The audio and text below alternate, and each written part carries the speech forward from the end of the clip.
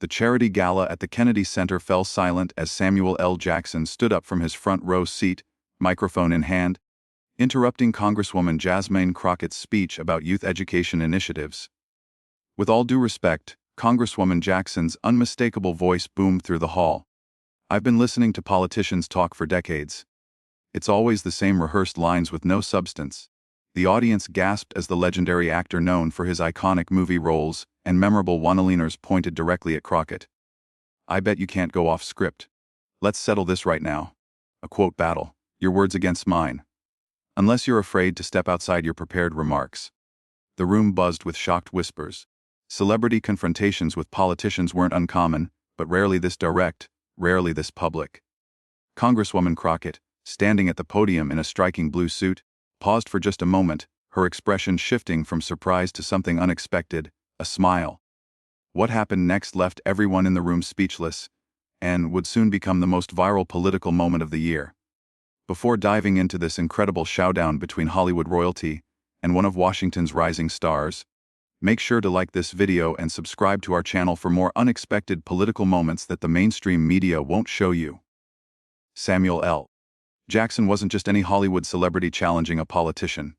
With over 150 films to his credit, he was one of the highest-grossing actors of all time. His characters were legendary, from Jules Winfield to Nick Fury, and his distinctive voice and delivery had made him a cultural icon. At 75, Jackson had increasingly used his platform for political commentary, becoming more outspoken on social media about policies he disagreed with, particularly around education and voting rights. Jackson had arrived at the Kennedy Center charity gala as an honored guest. The event, America's Future, Investing in Education, brought together politicians, celebrities, and business leaders to raise money for underprivileged schools. While always passionate about education, Jackson had grown frustrated with what he saw as political grandstanding without meaningful action. Earlier that day, he had posted on social media, "Tired of hearing the same promises year after year, while nothing changes for the kids who need it most." Those close to Jackson had noticed his growing impatience with political rhetoric. His friend and fellow actor Morgan Freeman had commented just last week, "Sam's not interested in diplomatic niceties anymore. He wants results, and he's not afraid to ruffle feathers to get them." This new confrontational approach had boosted Jackson's following among younger voters who appreciated his authenticity, but had also raised eyebrows among his Hollywood colleagues, who preferred more measured political engagement. Across the stage stood Congresswoman Jasmine Crockett, representing Texas's 30th Congressional District. At 42, Crockett had quickly made a name for herself since entering Congress.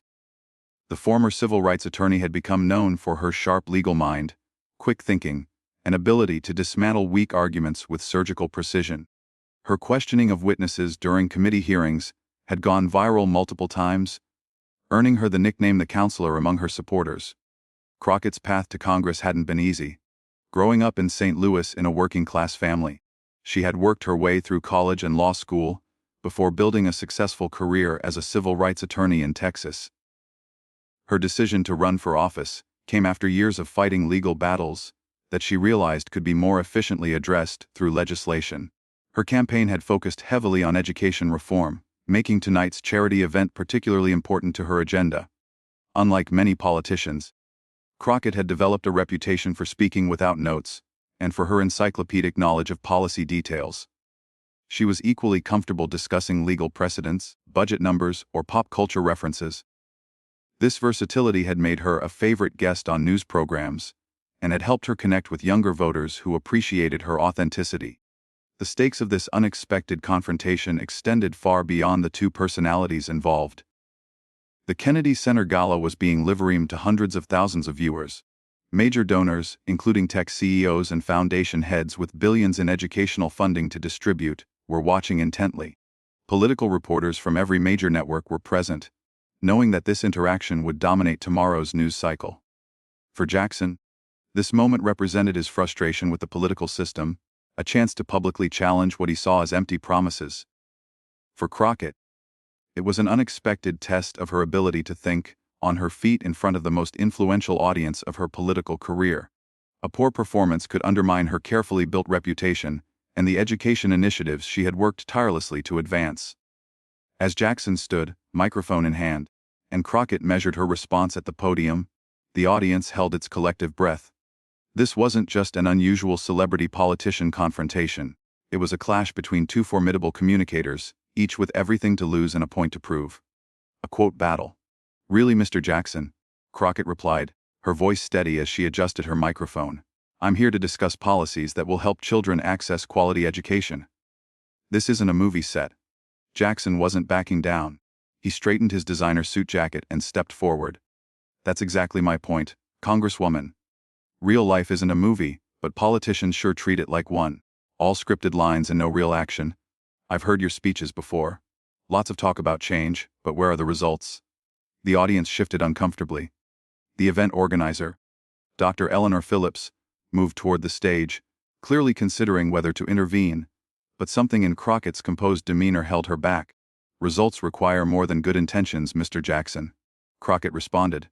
"They require understanding complex systems and building consensus. Things that aren't solved in a 2-hour movie with a neat ending." Jackson chuckled, but there was little humor in it. "See, there you go again, deflecting with talking points. I've been supporting education initiatives for 30 years. I've put my money where my mouth is. I've seen how the system fails kids in neighborhoods like the one I grew up in. So, don't lecture me about understanding complex systems." The tension in the room was palpable. Several celebrities in the audience looked down at their phones, uncomfortable with the confrontation. Others leaned forward, captivated by the unscripted drama unfolding before them. Crockett stepped out from behind the podium, walking to the edge of the stage. "I respect your passion, Mr. Jackson. I truly do, and you're right. We need more action. But challenging me to a quote battle doesn't help the children we're all here to support tonight."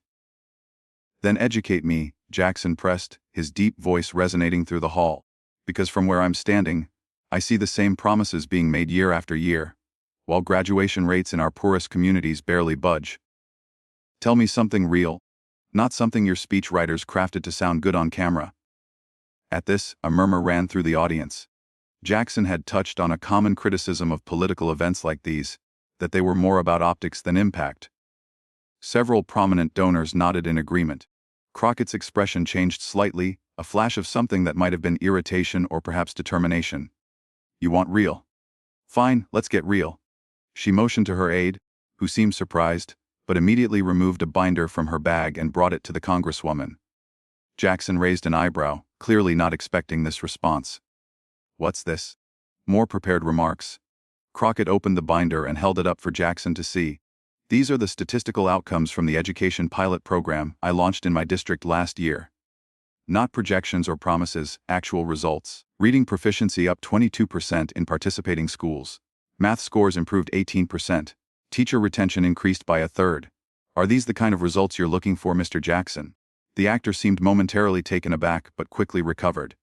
"Numbers on a page. Politicians love their statistics, but what about the human impact? Have you actually spent time in these classrooms?" Every Friday when Congress isn't in session, Crockett shot back without hesitation. "I read to first graders at 900 a.m.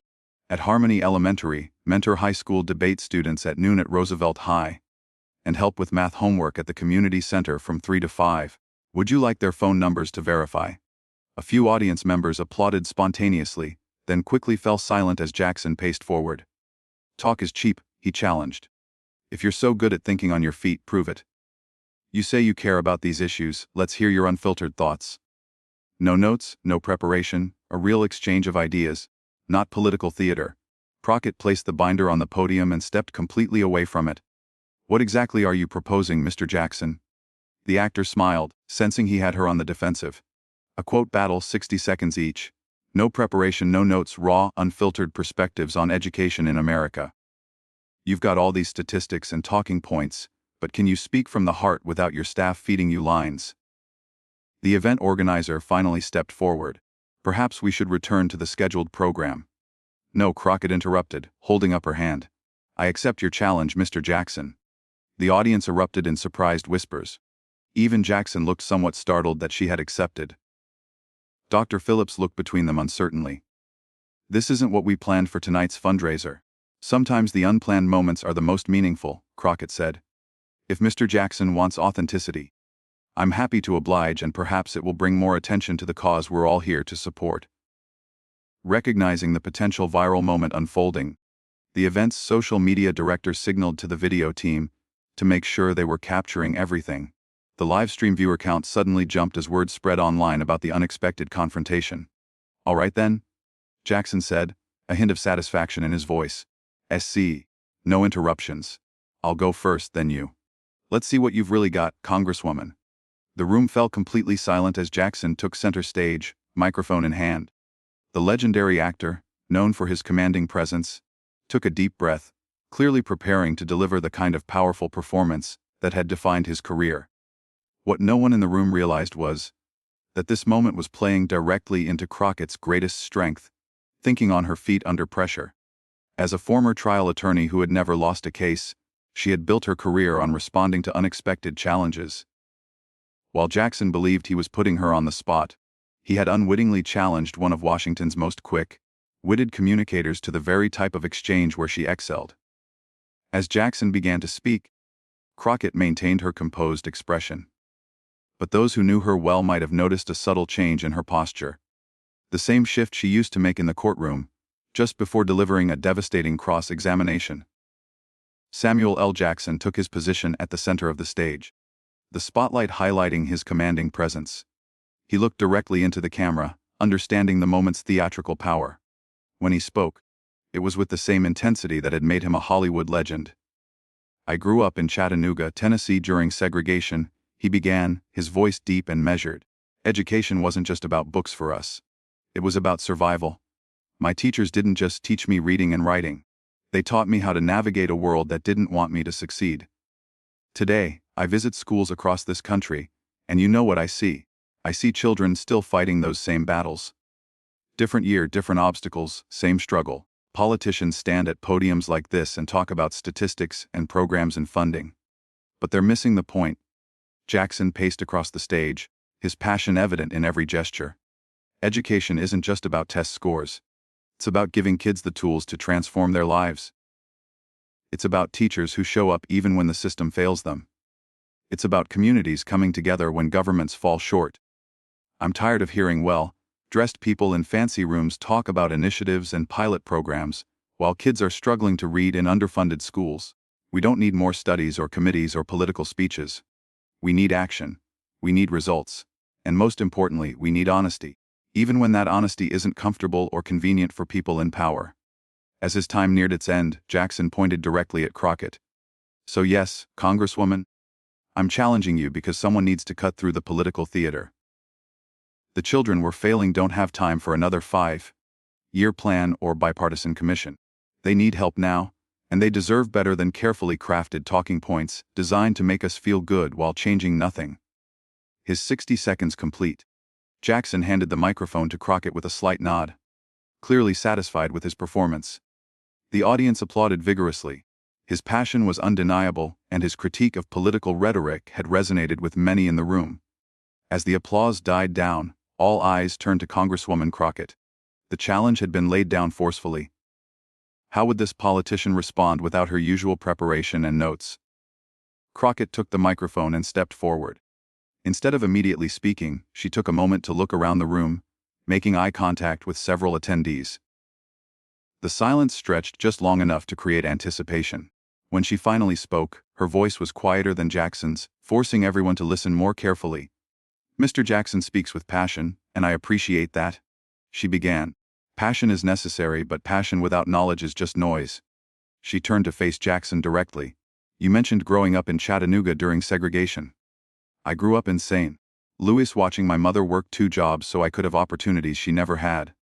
Before Congress, I spent 15 years as a civil rights attorney representing children who had been failed by our education system. I didn't just visit classrooms for photo opportunities. I fought for those children in courtrooms when no cameras were rolling and no celebrities were watching." Her voice grew stronger, more resonant. "You say you want action, not words. I agree. That's why I wrote and passed the Educational Resources Equity Act that directed Bill 200 million to the most underfunded schools in America last year. That's why I created the Teacher Retention Initiative that has kept 8,000 teachers in struggling districts through loan forgiveness. That's why I personally mentored 37 students from my district who are now the first in their families to attend college. Crockett began to move across the stage with growing confidence. "You talk about honesty, Mr. Jackson. Here's some honesty for you. Hollywood celebrities who parachute into political discussions, demanding authenticity while oversimplifying complex problems are part of the issue. Education reform isn't solved with passionate monologues. It's solved with detailed policy work that never makes headlines. It's solved by people who show up consistently, not just when there's an audience." She turned to address the room at large. "You know what else honesty looks like? Admitting that sustainable change takes time. Admitting that there are no perfect solutions. Admitting that meaningful reform requires compromise and coalition building, the very political work that makes for boring speeches but actually changes lives." As her time was about to expire, Crockett delivered her final point, looking directly at Jackson. "You challenged me to a quote battle because you thought I'd crumble without preparation. What you don't understand is that I live these issues every day. I don't need preparation to discuss the work that defines my life. So, while I appreciate your passion, Mr. Jackson, perhaps next time before challenging someone's authenticity, you might want to research who they actually are and what they've actually done." With that, Crockett handed back the microphone. The room erupted in thunderous applause, with many attendees rising to their feet. The response was immediate and overwhelming. Not just supportive, but stunned appreciation. Even several celebrities known to be friends with Jackson were standing, clearly impressed by the Congresswoman's poised but devastating response. Jackson himself stood motionless, his expression unreadable at first. Then, surprisingly, a slow smile spread across his face. He nodded slightly, the gesture of a professional who recognized he had been outmatched. Dr. Phillips, the event organizer, quickly returned to the stage, trying to harness the energy of the moment rather than dampening it. "Well, I think we can all agree that was certainly authentic. Thank you both for that unexpected discussion. This is exactly the kind of passionate dialogue about education that we hope to inspire tonight." The audience laughed, the tension breaking. But the impact of what had just occurred was already spreading beyond the room. Online, the live stream comments were exploding with reactions. Crockett Jackson was trending within minutes. Clips of the exchange were being cut and shared across all social media platforms. What had begun as Jackson's attempt to put a politician on the spot had transformed into Crockett's defining moment. 30 seconds that demonstrated precisely why she had earned her reputation as one of the most formidable communicators in Washington. As they left the stage, Jackson approached Crockett and extended his hand. The microphones didn't catch what he said, but those nearby reported that his words were simple. "Touch, Congresswoman. I clearly picked the wrong opponent." By midnight, the Jackson-Crockett confrontation had gone fully viral. The clip of their exchange had been viewed over 12 million times across various platforms. Morning shows were already booking media analysts to dissect what many were calling the quote battle heard around the world. CNN's headline captured the general sentiment.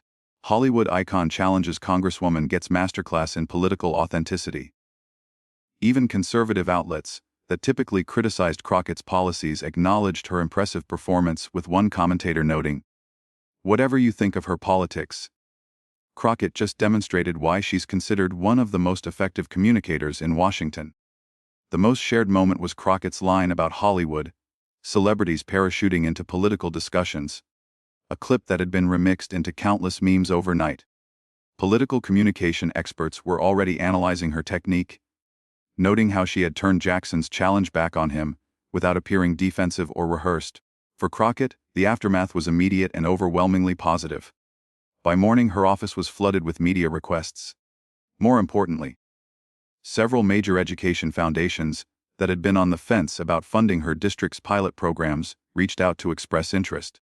The very initiative she had been promoting at the gala received over 10 million in new commitments within 48 hours of the exchange. Her social media following increased by 500,000 overnight, with many new followers commenting, but they had previously dismissed her as just another politician until seeing her unscripted response to Jackson. Young people in particular seemed drawn to her authentic handling of the confrontation, with Crockett Classroom trending as students shared their own education stories. Crockett's fellow congressional representatives, even those from across the aisle, sent messages of respect. Congressman Michael Reynolds, a frequent political opponent, tweeted, "Would disagree on policy, but at Jasmine C. Crockett's ability to communicate with clarity and conviction under pressure is something we could all learn from."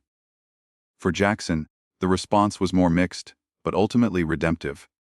Initially, some criticized him for ambushing a public servant at a charity event. The hashtag Samuel lost his cool trended briefly. However, this narrative quickly shifted as Jackson demonstrated unexpected grace in defeat.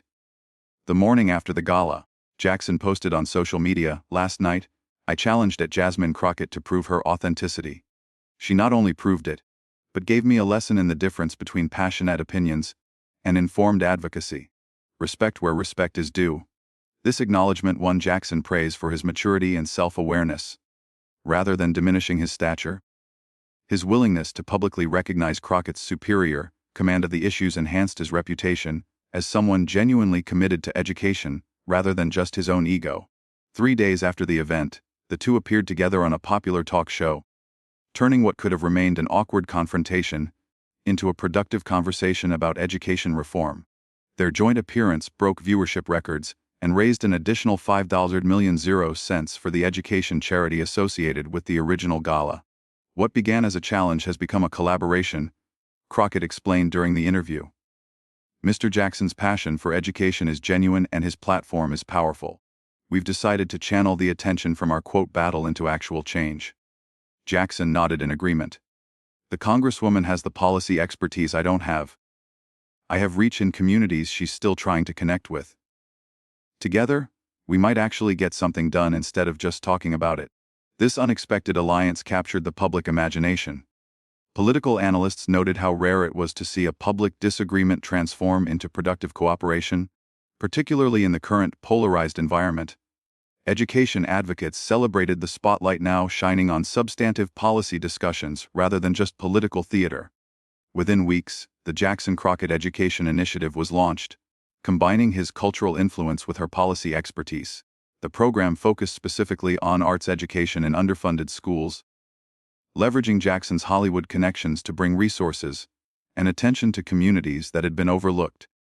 Media coverage of the initiative repeatedly referenced their confrontation, with many commentators noting how their willingness to move beyond it represented a model for more productive public discourse. In an era when most public figures double down on conflict, Jackson and Crockett chose collaboration, wrote one prominent columnist. That might be the most revolutionary aspect of this entire story. For political consultants and communications experts, the confrontation became a case study in effective crisis management and authentic communication. Crockett succeeded because she didn't try to match Jackson's theatrical style, explained Dr. Sofia Martinez, a professor of political communication at Georgetown University. Instead, she leaned into her own strengths, detailed knowledge, personal experience, and precise language. The contrast actually highlighted her authenticity rather than diminishing it. 6 months later, when Crockett introduced major education legislation in Congress, Jackson testified at the hearing, bringing star power to a process that typically received little public attention. The bill passed with bipartisan support, something increasingly rare in Washington. Perhaps the most lasting impact, however, was on public expectations for political discourse. Focus groups conducted by both major parties found that voters increasingly cited the Crockett-Jackson exchange as an example of what they wanted to see from public figures. Not rehearsed talking points or theatrical confrontations, but informed, passionate, and authentic communication. University professors began including the video in courses on public speaking and political communication. One Yale professor noted, "We've moved beyond analyzing it as just a viral moment. This exchange demonstrates how preparation, knowledge, and composure can triumph over even the most charismatic challenge." For Crockett personally, the moment marked a turning point in her political career. What had begun as a potential ambush became the defining moment that elevated her from respected congresswoman to national figure. Political analysts started mentioning her as a potential future candidate for Senate or even higher office. When asked about this speculation in a later interview, Crockett smiled. "I'm focused on the work in front of me. But I will say this, that night taught me something important. When you truly know your subject, when you've done the work, you don't need to fear unscripted moments. Sometimes those are exactly when your authentic voice comes through most clearly." Jackson, for his part, became more thoughtful in his political interventions, often consulting with policy experts before weighing in on complex issues. In a surprising move, he established a scholarship for students pursuing public policy degrees, saying, One need more people who can translate passion into effective action. A year after their confrontation, when both appeared at the same charity gala, the audience held their collective breath as Jackson approached the microphone during Crockett's speech. This time, however, he simply said, "I just want to thank the Congresswoman for turning what could have been just a viral moment into actual change for students who needed advocates. Sometimes being proven wrong is the best thing that can happen to you." The story of Samuel L. Jackson challenging Jasmine Crockett to a quote battle, and her unexpected triumph ultimately transcended the initial drama to become something more meaningful. A rare example of how confrontation can sometimes lead to collaboration, how authenticity can prevail over celebrity, and how moments of public tension can transform into opportunities for genuine progress. If this unexpected showdown between Samuel L. Jackson and Jasmine Crockett taught us anything, it's that authentic knowledge will always outshine even the most charismatic challenge. When preparation meets opportunity, and when substance stands up to style, the results can be both surprising and inspiring. Don't forget to like this video and subscribe to our channel for more unexpected political moments that show us what genuine leadership looks like in action. Share your thoughts in the comments below. Do you think more celebrity-politician exchanges like this would improve our political discourse? Or does this special case work because both participants ultimately chose cooperation over conflict? We'll be back soon with more stories that go beyond the headlines to reveal what's really happening in American politics.